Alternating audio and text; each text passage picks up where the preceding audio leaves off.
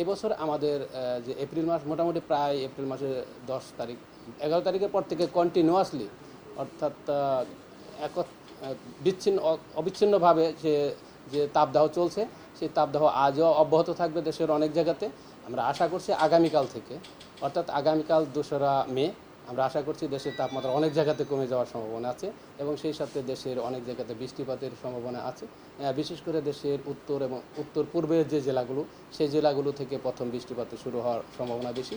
যদিও আমাদের দেশের সিলেট বিভাগের অনেক জায়গায় গত কয়েকদিন যাবৎ বৃষ্টিপাত শুরু হয়েছে, তাছাড়া উত্তরবঙ্গে বিশেষ করে উত্তর এবং পশ্চিমের যে জেলাগুলো আছে বাংলাদেশের সেসব জেলাগুলোতে আগামীকাল এবং তারপরের দিনও তাপমাত্রা এখন যে অবস্থা আছে মোটামুটি কাছাকাছি থাকার সম্ভাবনা আছে।